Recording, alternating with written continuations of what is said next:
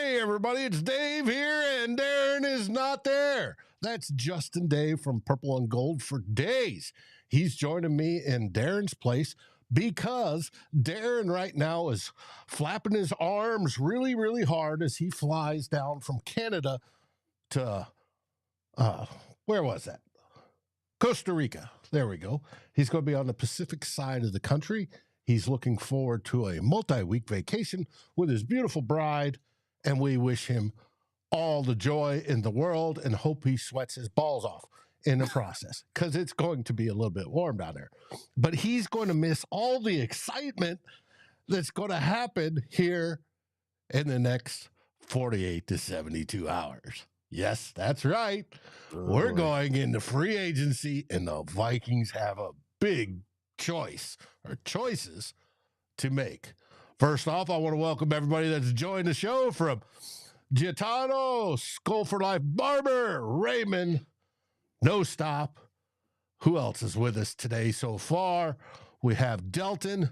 Welcome, welcome, welcome. And let's get this version of Two Old Bloggers started.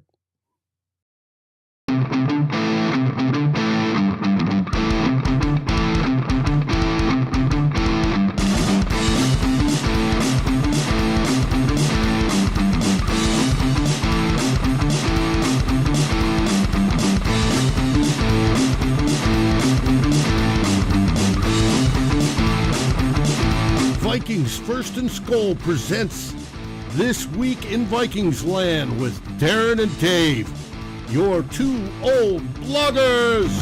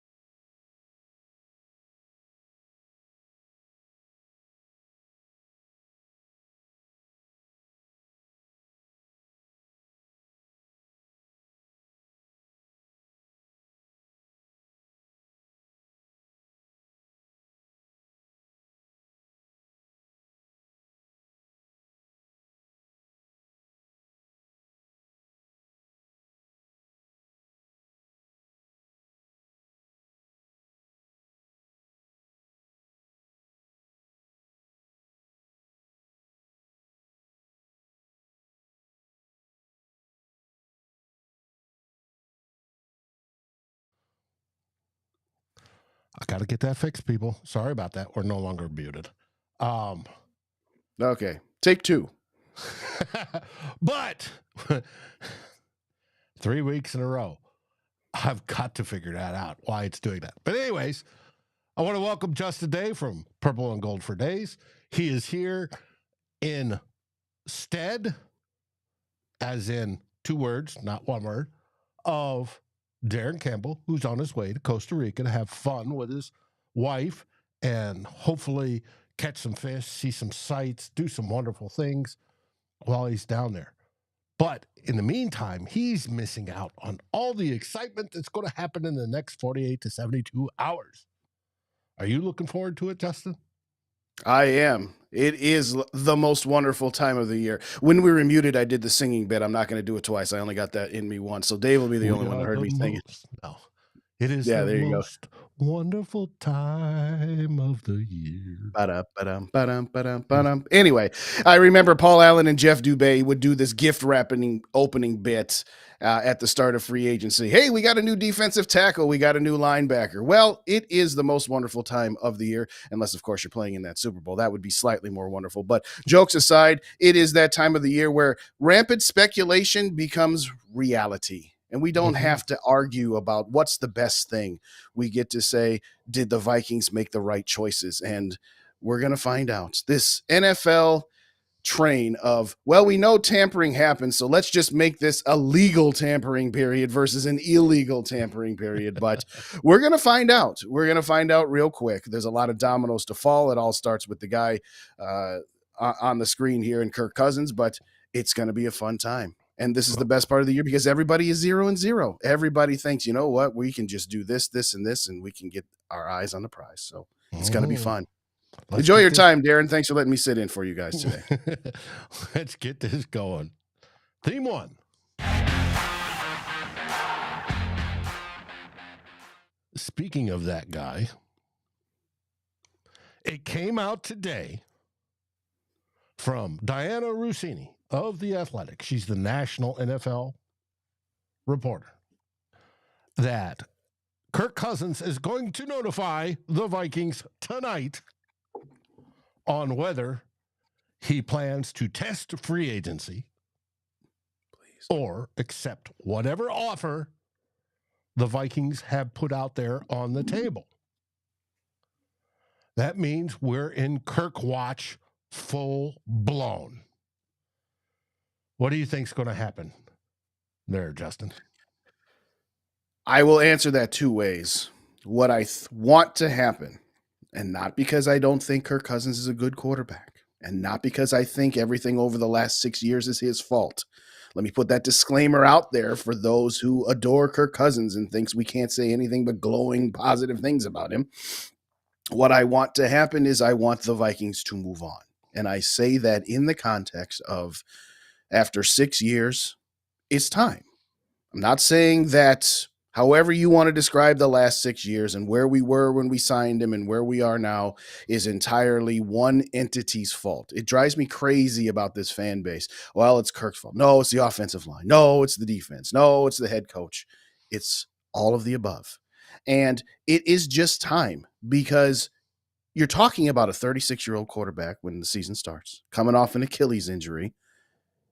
And even if he hadn't been coming off the Achilles injury, I'd be thinking the same thing because, as you always have pointed out, the age cliff of when quarterbacks fall off. I don't want to hear about Brady, Breeze, and Rodgers. Let's not think that Kirk belongs in that conversation.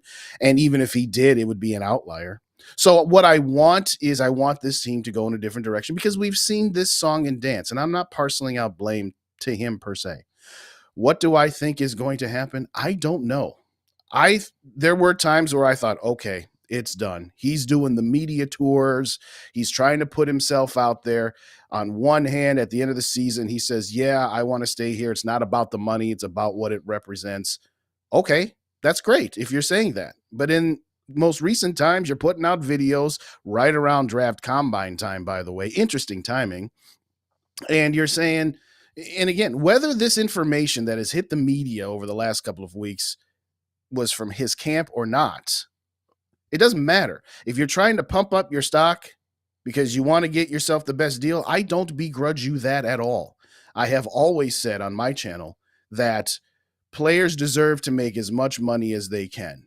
And I don't begrudge any player for maximizing his or her earning potential. But don't tell me you're willing to take a discount and it's not about the money, but then do everything you can to get the most money you can. Pick a lane. So what I think is going to happen is I think it's going to be the end of Kirk Cousins' time in Minnesota, but I am by no means guaranteeing that because things can happen.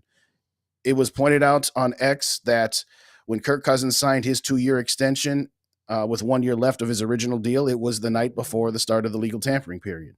This time last year, when he signed his 1 year extension, it was the night before the legal tampering period. So I think what we can definitively say is we should have our answers relatively quick.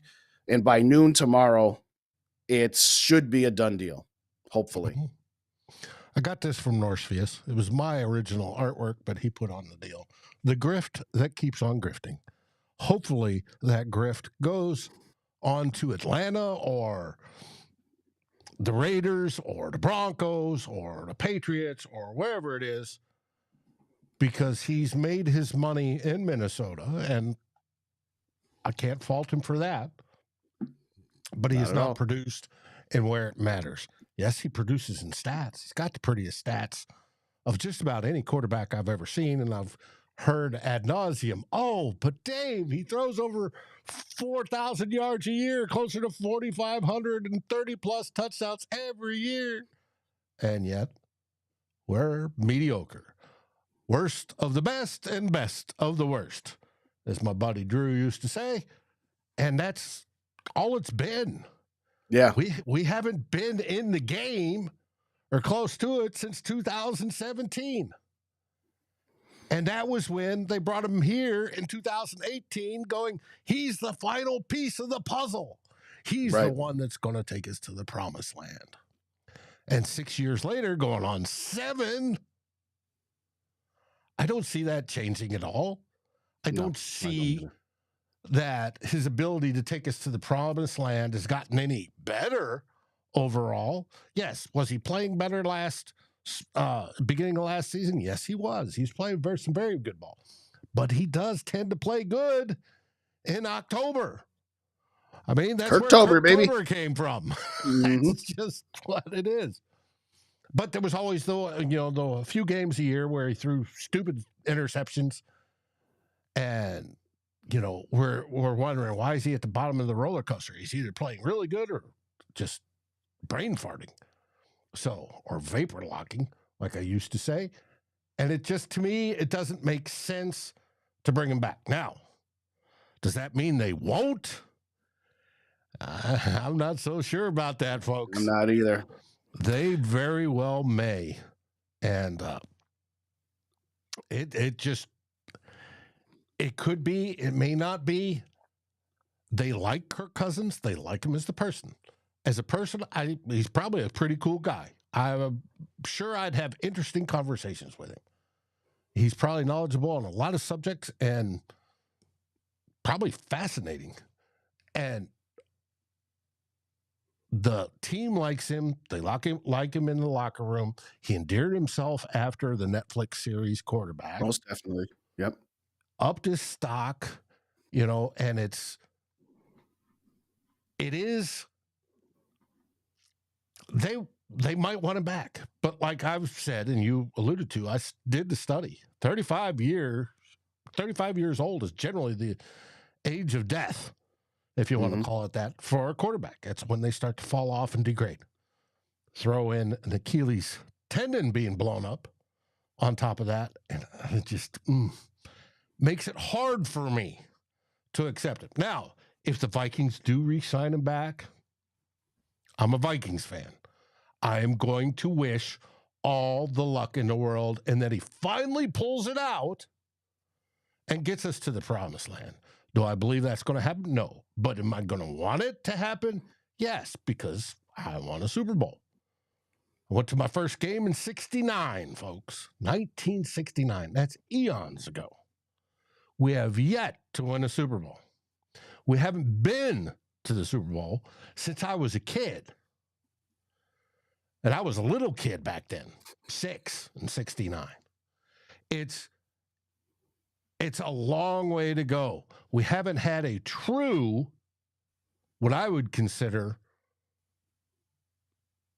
franchise quarterback since Fran Tarkenton. Now, we've had 2 close calls, very, very close calls on that, and what I'd consider Dante Culpepper, right? And Dante was well on the way until he blew up his knee. I think Teddy Bridgewater could have been until his knee exploded. Almost lost his leg.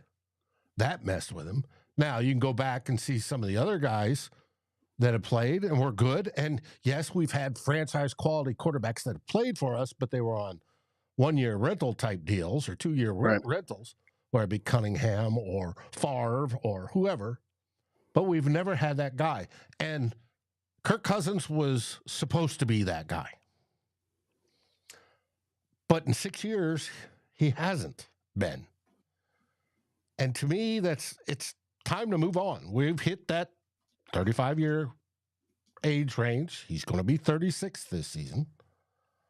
He's trying to come from a surgically repaired Achilles tendon, which he may fully recover from. I don't doubt that.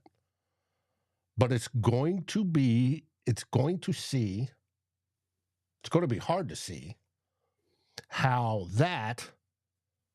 making that wager would be more beneficial than going for the alternative, whatever the alternative is. I suspect it's moving up in the draft to find the quarterback we want. I hope so. But to me, I'm ready to move on. And if we don't, I'm going to be a little bit livid over the decision, but I understand it and I root for the Vikings. And I report on the Vikings. So They will always be our team. Mm-hmm. Regardless of what side of the aisle you're on, whether you're pro Kirk, anti Kirk, or somebody in the middle that's like, okay, he's good, not great. And I see some of the points. I don't agree with either extreme. I do not agree with the Kirk stands that thinks he walks on water and want to absolve him from any blame whatsoever. I also don't agree with the Kirk haters, the true haters that think everything is because of him.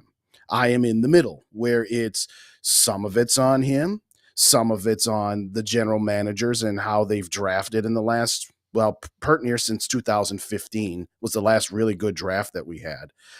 And some of it is just on circumstances. To a couple of points that you made. The thing about Kirk Cousins, and I've said this on my channel too, Kirk Cousins has a very high floor when you compare him to his peers. There will be other quarterbacks you could do a lot worse than Kirk Cousins, where they could train wreck a season. They could train wreck a game. Kirk is the kind of guy that has a very high floor, but as compared to his peers, a lower ceiling. Kirk Cousins' ceiling is the divisional round of the playoffs, okay? Just like Dak Prescott. And if I was a fan of the Dallas Cowboys, I'd be saying the same thing. Do not give Dak Prescott $60 million a year. Not because I think Dak Prescott's garbage, but I think that if you give Dak Prescott that much money, you're not going to be able to build a team around him that he can win a Super Bowl with. Yes, you could build a team that is competitive during the regular season and can get into the playoffs.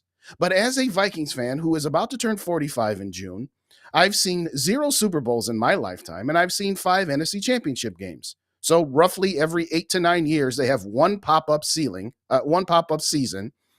and then they have 1 or 2 bad seasons a decade, and then they have 6 to 7 mediocre seasons. And I'm sorry, for me, just being competitive to barely squeak in or maybe win the division to lose in the wild card or divisional round of playoffs, that is mediocre to me. Now, if some here, this is your first time seeing me, I hope that you'll subscribe to my channel at the end. But I'm sorry if my standard is higher than just being content, not being bad. Kirk keeps you from not being bad.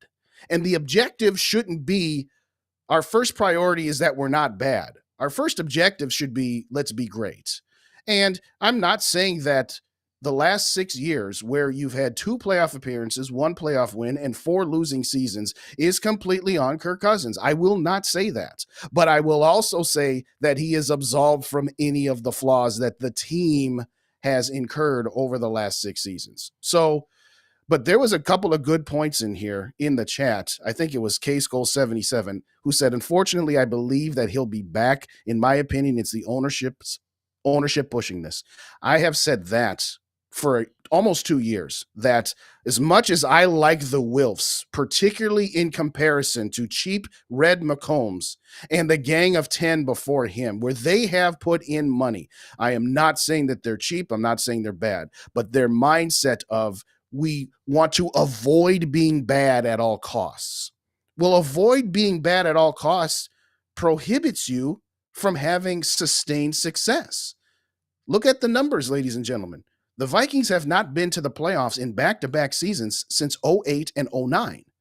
And prior to that, the last time they had sustained success was 97 through 2000, where they had 4 straight playoff seasons. Okay? They're always now. The flip side of that is that they're never a 3 or a 4 win garbage train wreck team. Come Christmas time, they're always in that in the hunt graphic. And to a certain extent, that's what the owners want. They don't want these up and downs where we're terrible a year and then we're great for 2 years and the terrible. They want consistency. Consistency is good in and of itself. But if that consistency leads you to mediocrity, is it really that good? So to me, I think staying with Kirk Cousins, yeah, the alternatives, we might let's say we trade up to 3 and get one of the 3 or 4 top quarterbacks.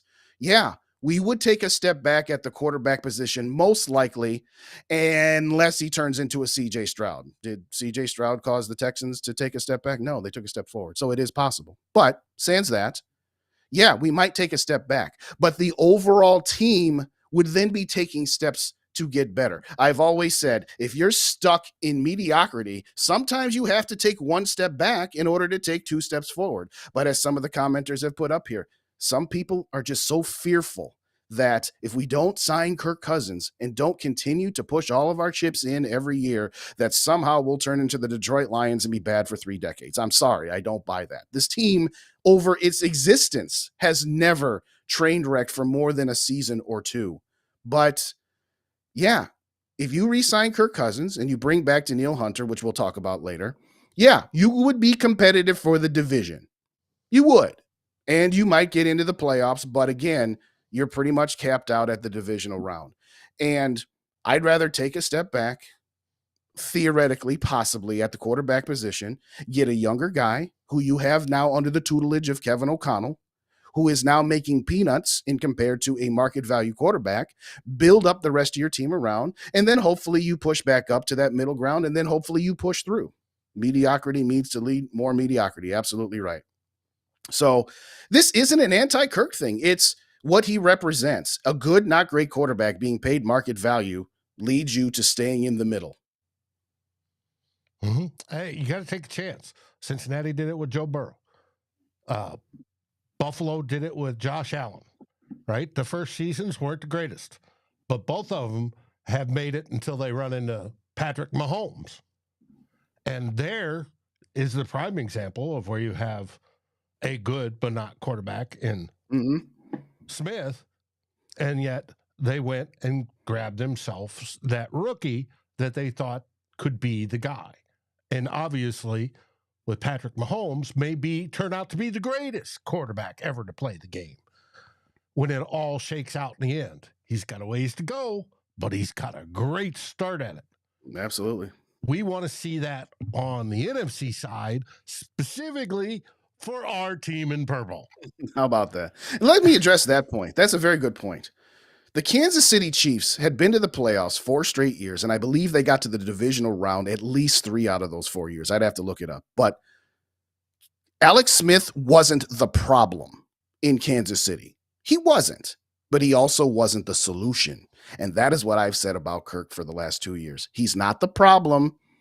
So no, I'm not listening to the haters say that he's the problem, but he's also not the solution. So I'm not listening to the stand say, no, we can win with it. No, he can't. Was it Alex Smith's fault? No, it wasn't. Now, Kansas City didn't even in their wildest dreams think that Patrick Mahomes would be this good.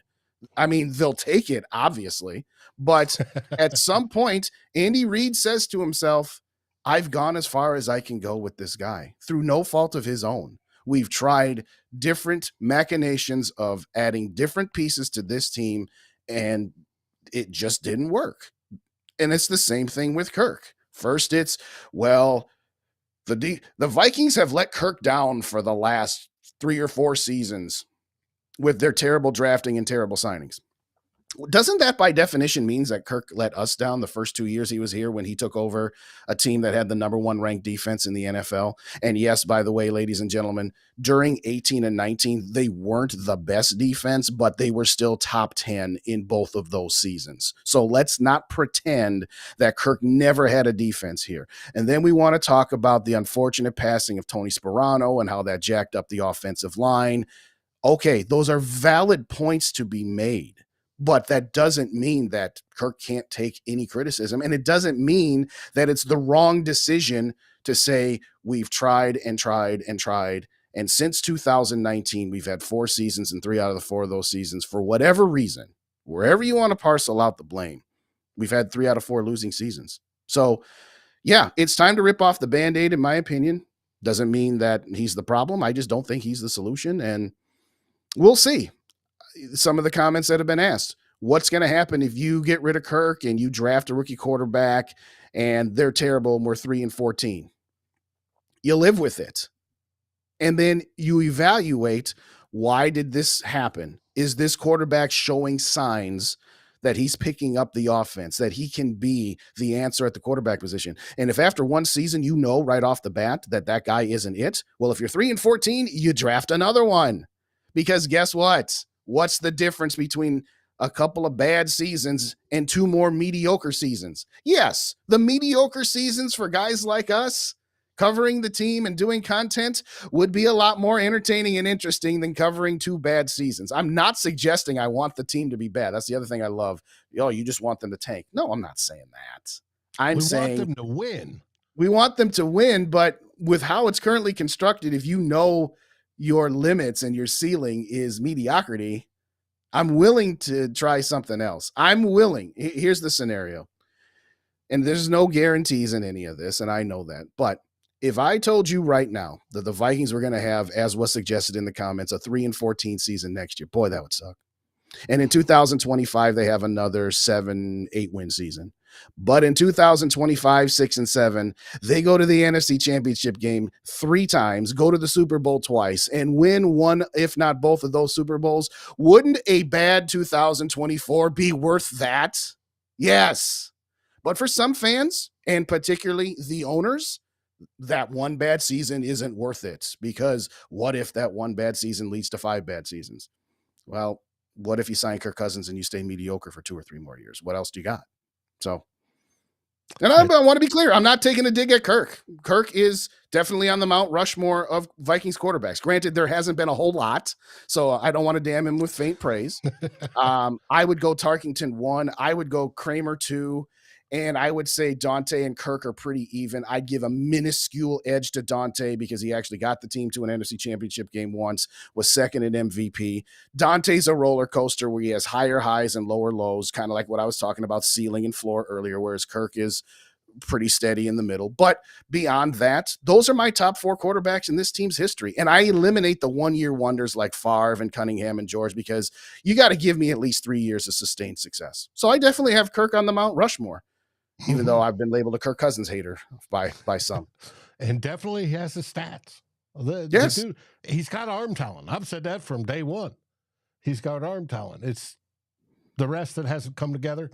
And like I said, I think he's reached the QB age of death. Now, people argue with me, but Dave, you got Aaron Rodgers and Tom Brady played in their 40s. Yeah. They're the anomalies. And we'll see if he can do that. But hopefully it's not for us. Hopefully we've turned on a different track by then. And we'll find out tonight. If Diana Rossini is correct, we're going to find out tonight. At least the Vikings will be given the 48 hours between Monday and Wednesday to get that last-second deal done. If they do, because technically they could all up into the new year. Then we'll find out. Because once that new league year rolls over and that 28.5 sticks, 28.5 million dead cap sticks, let me clarify that, to the cap, and it's already figured in right now, they're not going to pay him on top of that. That would be idiotic. Yes. In my point of view. And if they did that, I would have serious questions. But no, it's not going to happen. So we should find out tonight. If he says he's testing free agency, means he's not accepting the deal that's on the table from the Vikings. If he comes out tonight and says, I accept the extension, well, we get Kirk Cousins. And I still hope they move up in the draft and draft the next guy. But we're going to find out tonight. It's going to be wild. Oh, yes. And tomorrow at 11 o'clock Central, noon Eastern, it's going to be – I mean, I just saw in the chat that apparently Baker Mayfield just signed a contract extension, 3 years, $100 million for 50 guaranteed. Okay, It's starting. It's absolutely starting. Like I said, most wonderful time of the year. Mm-hmm. And we know that Jones got traded from the Pats to the Jaguars. He's going to be their backup. So good for him. And it's starting to move, people. It's starting to move. Well, that brings us up to our next topic, theme 2.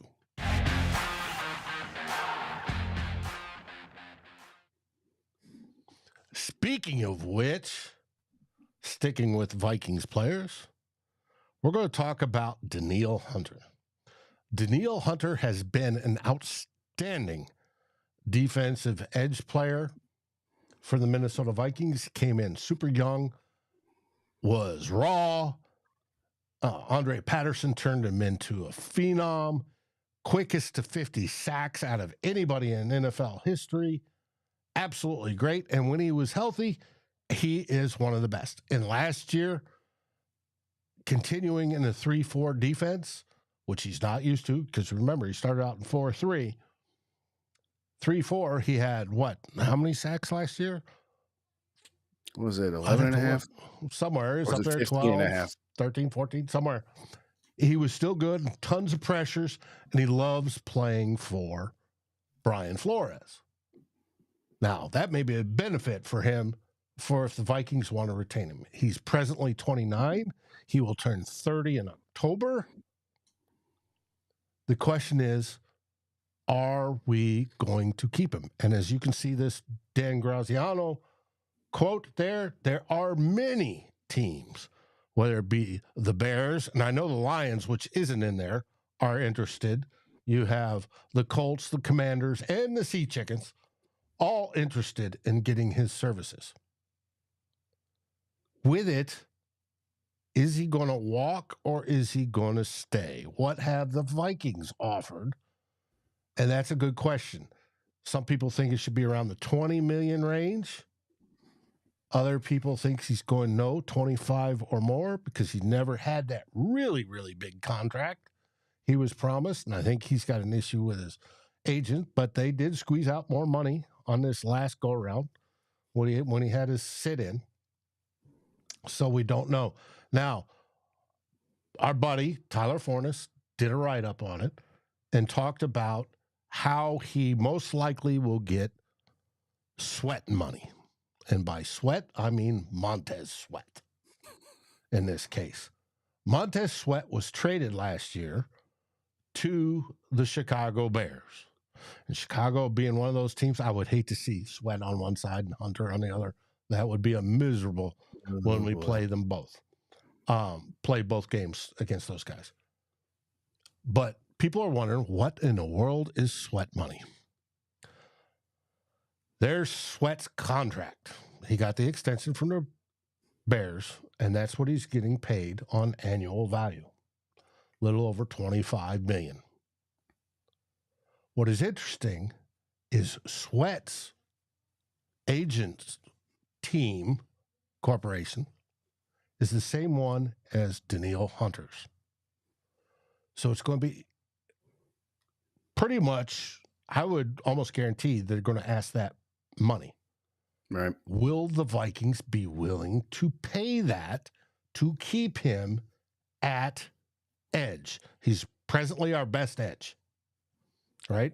Our only other options Clearly. we have, clearly, we have Davenport, who played a whopping 4 games last year, right? And was good during those 4 games, but it's the other 13 games that he didn't play that we have the issue with. And then we had DJ Wanham. Both those guys, all 3 of them are going to be free agents. DJ Wanham was serviceable. He had, I think, 8 sacks in his best season. DJ Wanham's known as the cleanup guy because a lot of time his sacks came when somebody was pushing the quarterback in his direction. But he's improved. And all 3 of those guys are free agents. And then we're left with Andre Carter II and Patrick Jones II. That's it. That's all we have on roster. So we're going to need an edge of some sort. We'll probably target it in the draft, but we're probably also going to target something in free agency if we do not keep Danielle Hunter. So my question to you, Justin, is should we keep Danielle Hunter? I think we absolutely should. Now, I'm not going to give him $28 million a year. So I don't know where they're at with their contract negotiations, and I don't know what Danielle Hunter is asking for. I'm going to say it like this. If the Vikings, to wrap up point 1 into point 2, if they bring Kirk Cousins back, there is a 5% chance at best, excuse me, that they bring Danielle Hunter back. Because Danielle Hunter, as you said, this is his first chance because he took his initial 5-year extension early. The Vikings, I don't want to say lowballed him, but they got him before he really blew up, which was a shrewd move by them, and we don't begrudge them that. But that was Danielle Hunter, Danielle Hunter hasn't had his chance to make his bag. All right, life-altering, setting up not only my children, but my children's children, their life. So I think Danielle Hunter is, and I think he wants to be here. I legitimately believe that he does not want to go. But I also legitimately believe that he knows that this is his last shot of getting that bag. So he's going to want the best of both worlds. And so if Kirk is back, I say almost 0% chance. Now, do I think that they can bring him back? Yes. Do I think they should bring him back? Yes. I would love for them to bring Danielle Hunter back, get one of those big fat guys in the middle, big round bellies, as you say, Dave, on the defensive line next to him. One here shortly, which we'll talk about. And I think that would do wonders not only for Danielle Hunter, but it would also do wonders for Harrison Phillips, who I think is a good, not great guy who, when you're asking him to just be the guy as the third wheel on your defensive line, he can be serviceable in that capacity. But asking him to be one of your difference makers is asking too much. So do I want Danielle Hunter back? Yes. Do I think Danielle Hunter at 30 is somebody who, okay, he's not falling off the age cliff yet? People say to me, why are you going to say that about Danielle, but you don't say that about Cousins? Why doesn't your argument hold the same water? I said, well, one's 6 years younger than the other. Yes, had some issues the last couple of seasons before this past season with the neck injury and then missing some time with the torn pectoral. But the guy's a freak of nature. And we're not talking about an Achilles or an ACL. There were some freak accidents. And ultimately, what the heck else do you got? If you don't bring Danielle Hunter back, you got to get free agency signings, and you have to account for that in the draft. You got the guy up there, Marcus Davenport. I know they extended his void deadline just to keep the options open. I want zero to do with Marcus Davenport. I'm sorry. It was a flyer that you took last year and it didn't work, and I'm not willing to take a flyer on him twice. So for me, yes, Danielle Hunter should be priority. Yes. Dice game? Yeah. Yes. Well, last year for Davenport, Quasi did the and rolled the dice, and it came up craps. Yep. What was it? 1.5 games, 2.5 games we got out of that guy? Well, he played in 4. Yeah. I think he played 1 series in Philadelphia. Right. It was 2 full and 2 partials. Right. And when he played, he was damn good. Yeah, but your best ability is what? Availability. And Thank you. When he was supposedly available at the end of the season and didn't want to come back, that raised red flags. But the odds of if they went with him a second time throwing craps again is not as likely. I could understand it from a logical point of view to do it, especially if they paid him under $5 million, and actually his cap hit would go down then. I don't know if it's going to happen or not, but it all depends on this is where we get into, all right, you can say injuries are fluky deals, right? You can go through a bunch of them and a rash of them and then be fine for the next 10 years. Or you can just, repeat, and then it's not worth it. It's going to be interesting to see what they think. I do believe whether they do try to go for it again or not go for it again, and we don't know, we won't find out until officially Wednesday, is his chemistry in the locker room and chemistry with people inside the building. Right. We don't know his heart. All we heard was rumors and what was reported. If his heart is true and he wants to play football and he loves it, it's not just a job. He's trying his best and all this, I could see them going for it. If it is as reported that he's got to be one of those guys that has to be 100%, can't play. Oh, no, I got a hangnail. I'm sitting out today. That type. Yeah. So, And to your point about the salary cap, yeah, if he came and said, I will take pert near, but not necessarily veterans minimum on a 1-year prove it deal, I'm thinking about it, but I'm still leaning towards no, because yes, if he signed a deal that would ultimately push some of his dead cap hits into future years, and thus his salary cap number was the same as what it would be if you cut him. The problem I have with that is at this point, if you don't bring Kirk back and you're under the guise of we're taking this year to reset, I don't want to push more money into 25 and beyond. I want to have a clean slate. I want to have that 125 million of available cap space.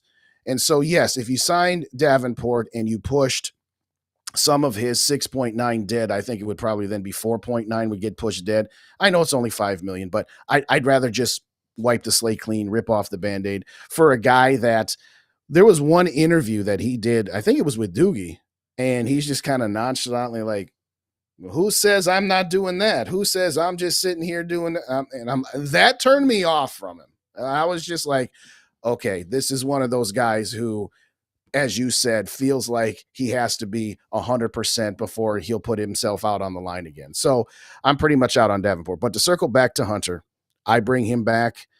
I want him to be here because, again, you've got hardly anything else. And I do believe he still has at least 2, if not 3 good prime years left, and maybe a 4th year where he's serviceable, but not in his prime in the twilight of his career. That's the difference for me. I believe that Hunter has more left in him. So again, I'm not breaking the bank and paying him $28 million with some of the contracts with Chris Jones and the guy from Baltimore. Granted, those guys are tackles, but they're still high-end defensive linemen. I'm not willing to give him 28, 30 million. I'm not giving him Nick Bosa money. But if you can get him back around 22 to 24, yes, I do that in a minute. It's going to be interesting. And as I've done studies and read more about studies on the ages of players in the NFL and what positions, how long they last, right? The shortest is running back. The death age quote is 28 for running backs. After that, they're starting their downhill slide. And that's for most players, believe it or not, but especially running backs. However, there are players that play longer and are in their prime later and longer. Offensive linemen being one of them. One, it takes that amount of time to develop them to the NFL level, usually 3 years. And 2, body maturing and adjusting to everything in the NFL because it's so different from college. Well, defensive end is one of those positions. Defensive end is productive all the way through about the 33 range, which is about the same as offensive lineman, right? Mm-hmm. You get that low mid-30s, you're still highly productive. It's after 33 that they start to decline. And where offensive linemen may go to 35-ish, somewhere in there. So he'd still be in prime production range is all I'm saying. Is if they give him a 3-year contract or even a 4, he would still be good. Now, the question is, are they willing to, when we know that we have alternatives in the draft, young guys, and they usually take time to develop. He did his first year. Danielle Hunter, his first year wasn't super spectacular, right? But they're available, and you want to build up for the future. You want to build the foundation and then keep that foundation, rotating pieces of that foundation in 5-year segments generally, but you're constantly filling in. One guy retires, say Harrison Smith retires, you're filling in with the second guy that can be the foundational piece in the safety room, right? And it's constantly going, and you keep that window open for a longer time, and you create the dynasty that we all want and desire. Now, whether it's him, I don't know. Now, I saw an interesting option that we did not talk about, and it was that Tom Pelissero talked about how the Eagles are talking about trading Josh Sweat. Josh Sweat is their defensive end, plays the same position. And last season, he had 70 pressures. And the year before that, he had 15 sacks. And he is only going to be 27 by the time the season starts. So he's in that perfect age range. The problem with Josh Sweat is it's a trade. And it's a trade with the Eagles. And how much are they going to demand in lieu of, to get him? If it's a Daniel Jones thing, like, well, we'll accept a 6 for him because we're trying to get rid of his money, fine. And he makes less than, I think he's right around $20 million. I thought I looked it up. Let me pull it up here now for you. And that would be, I would think, a decent replacement. But you got the cost of the draft pick. And the cost of the draft pick also gets weighed against the cost of the contract and whether you want to do it or not. But I just thought I'd bring that up as there's possibilities that may happen that aren't on the front of our minds, but that hopefully Kwesi and his office are thinking about as options to fill these holes in free agency. Free agency should be used to fill holes on your team. And where's our most holes? Over on the defensive side, obviously. So if they grab some guys for there, get those, and then we draft talent, and not necessarily for need. If talent and need may meet, that's all the better. But we draft talent to build those cornerstones from the draft side. But we're looking for people that can be that now. So this was just an individual I thought would be interesting in that spot. I would not mind him as a player. He's coming off 2024 is the last year of his contract. He's got a whole lot of void money, so Philly would be taking some dead cap hits, but that's beside the point. You would need to re-sign him to a contract extension. It would be similar to had the Vikings traded Danielle Hunter by the trade deadline. Whatever team that would trade him would have signed him to an extension because they weren't going to give up a draft pick for a rental player. So you have to keep in mind also that, yeah, right now his salary cap hit on the last year of his contract, if you traded for him, would be peanuts. But you'd have to extend the guy. But as you said, that's somebody who this time next year, if he hits free agency, would be one of those guys that is going to be highly sought after. And at the end of the day, turning 27 by the start of this season, you signed him to a 4-year deal. You're getting him in his prime. I would absolutely be interested in that. Now, the biggest question then becomes what, as you said, would the trade compensation be? Reminder that the Vikings have their first and second. They don't have their third, but they have 2 4th-round picks. They have theirs and Detroit's. They lost their third as the last part of the TJ Hawkinson deal. I wouldn't be willing to give up my 2nd-round pick for this guy, and I don't know that the Eagles would be interested in taking a 4th. If they were interested in taking 2 4ths or a 4th this year and a 3rd next year, yeah, I would definitely be on board with this gentleman. Absolutely. So I guess I would ask you back, where's your line of demarcation? I'm not willing to give up a 1st or 2nd. That's my line. Where's yours at? No, I'm hoping for day 3. If they're willing to take a day 3 pick, I'd jump on it in a heartbeat.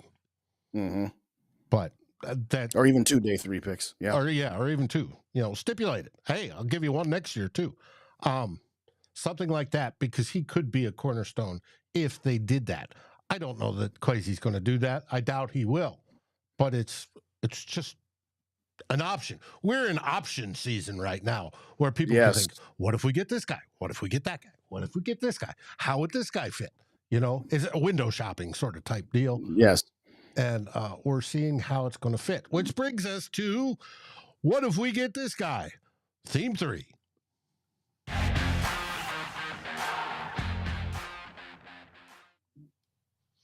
Theme 3, the one everybody seems to be drooling over and want, including me, the big round belly in the middle, over on the defensive side, Mr. Christian Wilkins from Miami. If I remember correctly, he's entering his 5th year. He is a free agent. He did not get tagged by Miami. He was drafted, I think it was the first player drafted by Brian Flores, and that's key. And he is a power on the inside. He is considered an interior defensive lineman, even though he can slide out to edge. He's best at around 5 technique, right?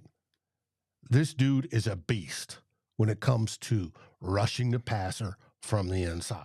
He generates all sorts of pressure. And what has the Vikings been lacking lately, and especially last year? Well, you can say the year before too. Interior defensive pressure. He would fit the bill perfectly. Now, he has interest, not just in Minnesota. Yeah. Cleveland, Houston, the Sea Chickens, right? He could go almost anywhere. But we're hoping with Brian Flores being his first coach and drafting him, much like, players that wanted to play for Zimmer, I'm thinking Anthony Barr when he had hit free agency, will come this way. But what's your opinion on Mr. Wilkins? Outside of the Vikings free agents, this guy is number one on my board. When you're talking about external free agents, you're going to have to pony up a pretty penny, though, for this guy. We saw, again, we mentioned it earlier, the guy from Baltimore who was franchise tagged. I think it was 4 years, $98 million. We saw Chris Jones. Granted, Chris Jones a little bit older, but he and Aaron Donald are running the league as far as the defensive tackles go. So, he was 4 years, 100 and some million. That's the bar, because this guy's younger. And as you said, he has the connection to Brian Flores. You beat me to the punch. I was going to say he is Flores' Anthony Barr to Zimmer. Okay. We all know how hard Zimmer fought to keep Anthony Barr around, but not only is this guy a monster, a beast, use whatever cliche, but he is sorely needed. We mentioned this a few moments ago.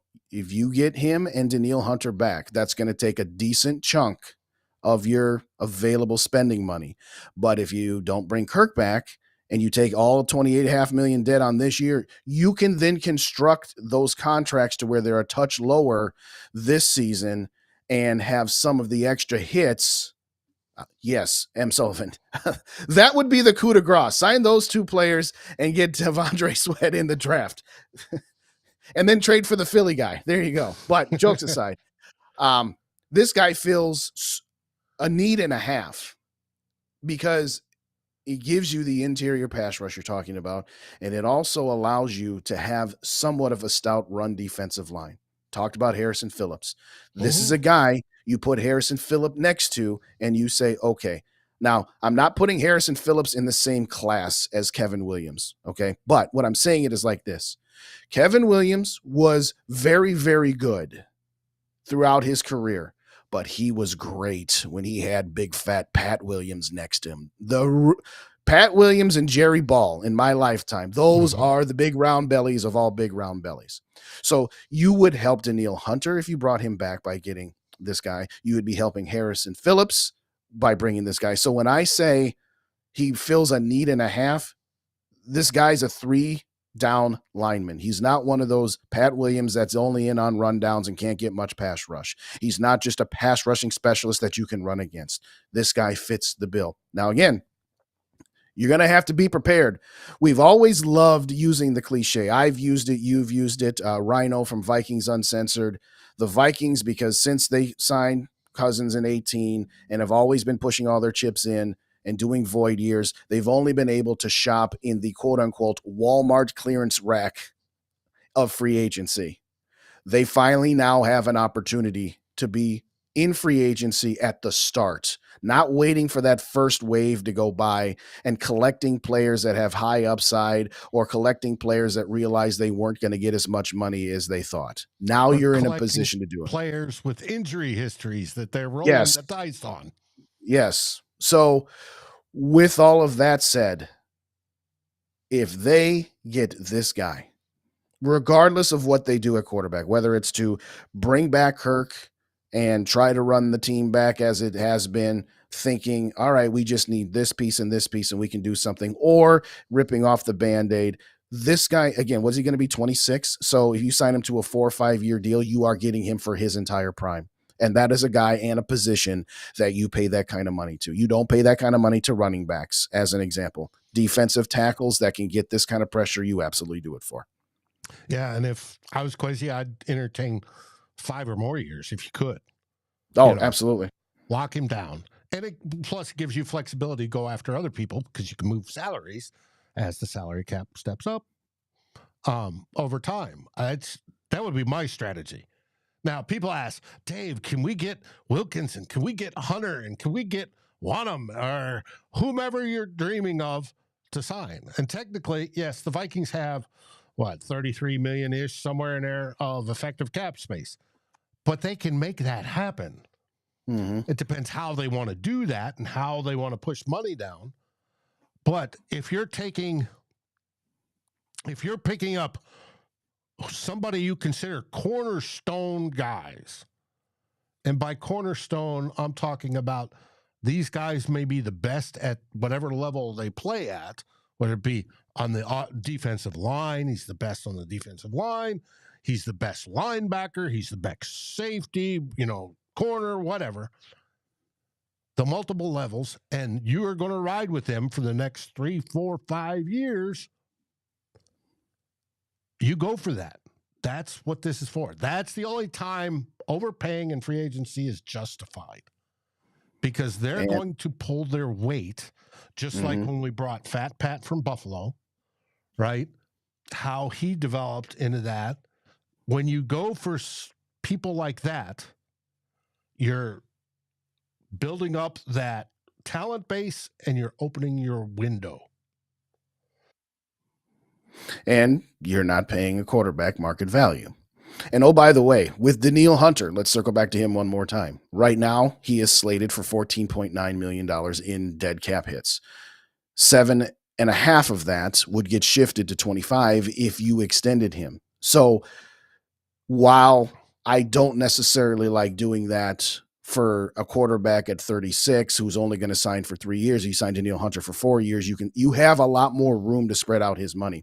So is it possible that you could make 2 or 3 of these moves and be creative about it? Yes, particularly if you decide to move on and go cheap at the quarterback position. So it's not that this team is doomed, and it is not that this team is sitting there with, you remember the days, at the end of the Spielman regime, because they had made all their moves where you would start free agency, negative 20, 25 million and have to make cuts and restructures just to get back to even. Well, as you said, they're at 33. Now, I think that's 12th in the league right now, somewhere in there. Somewhere in middle range. I think it was 15, and I think it moved up. It's not a boatload like Chicago. Right. Yes. We're not talking about 80s, but you've got room to play with, and you can be constructive and creative to get a lot of these moves done. The question is this guy going to say, I want 28 million for 5 years? Okay, that's a little steep. Mm-hmm. But you can be creative. And again, it doesn't just mean that we're only talking about 2024. You just talked about opening up a window. What have we been saying? If you don't have a market value quarterback, so I'm not going to say Kirk anymore. I'm going to say market value quarterback. You have the ability to affect 3 or 4 other premium positions to where now you can get some. Yes. Is that a guarantee that the guy you choose as your rookie quarterback is going to be able to give you top 10 to 15 production? No, but that's what you're hoping for. And yes, this guy, he's my number one priority. That's that outside of the Vikings building. That's what I said at the beginning. That's what I'll end it with. He's the first guy I go after. Mm-hmm. And I agree wholeheartedly. Now, Kwesi's got a lot of stuff on his plate right now. It's going to be really interesting to see. Hopefully, we'll find out some stuff tonight. If Kirk Cousins says, no, I'm not accepting the Vikings offer, I'm going to test free agency. Good. Or if he says, I'm accepting the Vikings lowball offer, and then I'd be angry with Kwesi for not making it lower. But that's just Dave. Kirk has been good with us, but I think it's time for us to move on, and we're all ready for it, because if we go into year 7 with the same old story, it's as a content creator, it's not exactly what I want. I want something new and fresh, and I think everybody else does too. I don't care who it is, right? If we draft, take any of the top 6. Now, I want somebody in the top 4, but if we take any of the top 6, Right. people are still going to be excited, and they're going to sell jerseys and do all those things that the Wilfs want, because it's going to be new and exciting. We're going to see how it goes, and we'll see who the quote bridge quarterback is if we go with one of the lesser guys, and all sorts of stuff like that. You know, I know you've said we've got the bridge quarterback under contract already, and I agree with you. I think it'd be fun. Does he throw a boatload of interceptions? Yeah, but he also throws over 400 yards a game. He makes it absolutely wild in the process and entertaining. But it's going to be interesting to see what happens. And if Deanna Rossini is right, we're going to find out tonight. So stay tuned, because we're going to have more on that coming up. But we have a few other free agent stuff that we want to hit up real quick before we go. One of them happens to be Garrett Bradbury. Oops, wrong one. Garrett Bradbury this is going into his 6th season, I believe. And for most of it, he's been horrible. We're close to it. Not last season, but 2022, he was better. Last season, he regressed a bit. And he has his weaknesses, especially against that good defensive interior push, whether it be guys at nose or interior guys like either Phillips or Wilkins. Mm-hmm. They've been able to hand him his lunch. Kenny Clark from the Packers as another example. It's what it is. If they decide to move on from Bradbury, which there has been some reporting that might be the case, there are some interesting people out there. Today, it was, let's see, who was it? Somebody just got released from, I'm trying to remember where it was. No biggie. Rhino had posted the tweet on it. I'm not excited about him, but the one I am excited about, who's already been told he's gone, is Lloyd Cushenberry from Denver. Lloyd Cushenberry, I have his scores up here, PFF grades. And PFF grades, I know people they're great, they're horrible, whatever. However you feel about them, they're the only ones that give you grades on linemen. On individual linemen. So if you look at his grades, 1, he's a little bit younger. 2, he's better by far than Bradbury. 3, he's coming from Denver. He's been under the same coach that we have as our offensive line coach. And I expect he'll go for reasonable cost. If I had my way, I would very much consider, can we bring Cushenberry in? And then could that be a replacement for Bradbury? You could even keep Bradbury on it. Have him fight it out, right? Who knows best? Because Bradbury's not that expensive. But I would like to see Cushenberry come in, because I believe he's the better center. And I don't think we're going to draft a better center. Like I said, linemen take usually about 3 years to develop. This guy's developed. He's coming off his first contract, and he's already good. Snag him. Yes. It's not going to be that expensive. It's going to probably be under $10 million. Snag him. We don't have to go very far on this. Yes, yes, and yes. To answer your question, Bradbury right now is a $5.8 million cap hit this season. If the Vikings cut him, they would save $2.5 million. So yes, he wouldn't be that expensive to cut. He wouldn't be that expensive to keep as a backup, but I don't know that you want to go down that road. I'd be okay with it. But yes, no, I want this running game last year, whether it was you want to talk about Alexander Madison versus Dalvin Cook, whether you want to talk about the offensive line, or whether you want to talk about the head coach that is so married to passing that he kind of forgets the running game sometimes. They need a bit of an overhaul. And I'm sorry, I think it's kind of the same thing. I'm just kind of done with Garrett Bradbury. I'm just kind of done with him. I'm sick of seeing him getting forklifted into whoever the quarterback is, whether it's Cousins or Nick Mullins or Jaron Hall or Joe Bag and Donuts that we draft. I want to have a solid centerpiece where then you bring back a Dalton Reisner, perhaps. You hope that Ed Ingram can continue to develop, but get one more pillar on that offensive line. Garrett Bradbury is at best just a guy. He's definitely not a pillar. So I'm 100% agree with you, and I'll keep this one short. If you can get him, especially at what you just said, for under $10 million a year, or even right around 10, I'd be happy. Around 10, yeah, yes, sign me up for that. We're gonna find out. Kwesi, like I said, Kwesi's got a lot to deal with here in the next few days. It's going to be fun to see. We don't know. That's this season. We've had more in this off season about what's going to change. It all starts with Kirk Cousins. What's going to change? What's going to be new? All this stuff. Kwesi and KOC getting their legs under them. They're into their third year, just like Lyman. It takes a while for brand new head coaches and GMs to develop. It's going to be fun.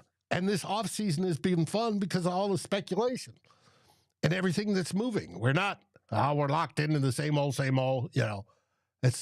we don't know. The next 48 to 72 hours is going to be absolutely fantastic. And then the weeks after that. So all the way up to the draft. And we've got stuff planned for that too. So it's going to be fun. I think to your point about the excitement level, there was a point made about Kirk, about the owners, and are they going to finally allow their general manager to say, hey, yes, he gets us this, but he doesn't get us that. Are you finally willing to accept the risk that maybe taking a step back? This does seem like the time that the owners, because there was a time in 2020, right after the divisional round loss to the 49ers, that's when that Super Bowl window closed. But the owners, the Wilfs didn't want to hear that. They said, no. We just brought in this Kirk guy. We're not changing it up after only 2 years. We're only a couple pieces here or there away. We just made the division round of the playoffs. What'd they do? They traded for Yannick Ngakoue and went 7-9. But my point in all of that is simply this. I think Kwesi accepted this job and accepted the Wilfs premise that you're going to try it out for a couple of years with what we have. Because that's why the guy who went to Chicago, the Poles guy, didn't get the job. Poles came in and said, hey, you need to tear this down, whether it's all the way to the studs or partially done. And the owners didn't want to hear that. But I think Kwesi probably said, all right, I will do it your way for 2 years. But once we've established that it's kind of the same song and dance, you have to allow me to do the job that you hired me to do. Because otherwise, why did you fire Rick Spielman and bring in this guy if you're going to make him play by the same playbook that Rick Spielman was playing with? And the fact is, Kirk is a little bit older now as well. So I say all that to say this, to wrap this up. I think there is a renewed sense of we might finally see something different. And it may not be better, but it could be. But it's going to be different. I think it's going to be different than the same old. And I'm willing to roll those dice. I've said it before. I'm not scared to roll the dice and afraid of it might not be as good as what we've had, because at the end of the day, what have we had? We've had just okay. So yes, it's going to be a blast. And it's really going to be a blast come Wednesday. Tomorrow, around 11 o'clock Central Time, when the tampering period opens, you're going to hear stuff, but nothing will be official until Wednesday. When Wednesday rolls around, player X agreed to terms with Team B. Yep. And that's what you're going to start hearing starting tomorrow. Holy cow, it's going to be fun. Now, I do want one last bit. Brian asked about, don't forget about JJ and Darren. Brian, I fully suspect JJ's getting the bank. He's getting the bank this year. They're going to come to an agreement. They're just waiting on, they're playing their game of the timing thing between, if the Vikings had their way, he'd be under contract right now. JJ's delaying it because he wants to make sure he's the highest paid, and they're waiting on other contracts to fall into that. So that, I suspect, will happen not the very first week of free agency, but probably it could be even as we close in on the season, it's going to get done. I have no doubt with that whatsoever. And remember, we still have 3 more years, if you count this year, of control over JJ. I'm not worried about that. As for Darisaw, this year is the first year he's eligible for an extension. I suspect it will be next year that we're talking about extending him. And they're going to wait and see. We saw the huge raise in cap money this year. I suspect next year will be even bigger, and they're going to wait on that. And the agents are going to want to wait on that because that's where inflation on contracts comes into play. Each free agent year where it goes up, they're the ones eating that inflation on that cap, so they're going to wait. So I'm not worried about either one of those. None. I bet they both get done. They don't bother me whatsoever. And Purple Haze, if you think Penix gets to be our guy and we don't need Darisaw, that's a possibility. Then it'd be trade bait, a high-ranking trade bait. But I don't know if they're going to do Penix. Penix is, one of the top 6. So 7 if you want to include Rattler. We'll find out. It's going to be interesting. That's what's so cool about this time of year. Like you said at the beginning, it's like Christmas. Let's start opening presents. It's the most wonderful time of the year. Want to thank everybody who joined us today. We still got 150 people in the building right now. Shameless plug, not so shameless. If you don't already subscribe to Purple and Gold for Days, that is my channel. I know I've been a little light on podcast over the last few weeks since the season's ended. Again, a lot of life stuff going on, but I put the link in the chat one more time. Hit me up with a sub. Want again to thank everybody that has joined us here today and for the loyalty to both channels. And we're going to keep the train rolling. We're going to keep the train rolling. Now the real train is about to start. Before it was some test runs after the Super Bowl, and Tyler did an outstanding job with the combine stuff. Again, people say, Justin, you going to do some combine stuff? I'm like, I don't have time for combine stuff. I'm just going to be regurgitating. Why don't you check out Tyler? He's live and in person on the scenes there. So thank you everybody for joining us today, and it's going to be fun. It's going to be a lot of fun. And thank you, Dave, for having me. Hey, thanks for joining me. Maybe we can do this again next week. Should be fun. Just want to let everybody know, you saw Vikings First and SKOL, the icon pop up. That was Tyler. Tyler hopped in today. He is at the ready. As soon as any sort of breaking news comes out, we're ready to go live with the Kirk Cousins news. It'll be shortly thereafterwards, probably within 30 minutes, and we'll get that going. So we're ready. We expect another busy week, sort of like during the combine, only this one's going to be more exciting because it's going to directly deal with your Minnesota Vikings. So, Grandizer, no, I was never awarded a Silver Star. Nope. They go for heroes. I was just a aircraft mechanic and logistics specialist. Nope. Didn't happen. Not just, though. Come on now. Not just. We all do. Y'all do. Everybody does their part, as they say. I've got my own story. Don't sell yourself short there, hero. Come on. But anyways, wear the shirt today. Don't give in to the war within in veteran suicide. It's near and dear to my heart. I am a veteran. I served in one capacity or another for over 30 years. So it's near and dear to my heart. If there's any any veterans out there that are having a rough time, feel free to contact me. I'll talk you through it and get you help if you need it, whatever, point you in the right direction, or just, listen to war stories. Cause that's, yes, I was Air Force.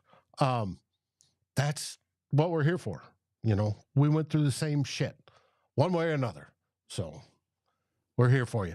And speaking of the same shit, we're not having it this year because this year is new and exciting for your Minnesota Vikings. There you go. And we will catch you later.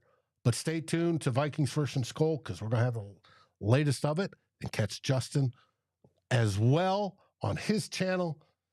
And we'll see you online. What do we say, Justin?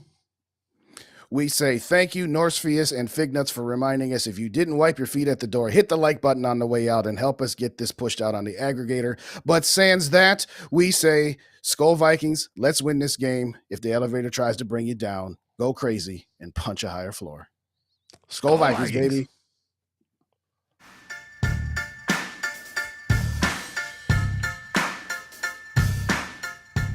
Like, subscribe, and ring the bell, and rate us on your favorite podcast aggregator.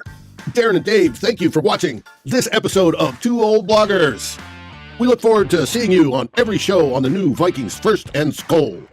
You can find our podcasts as part of the Fans First Sports Network.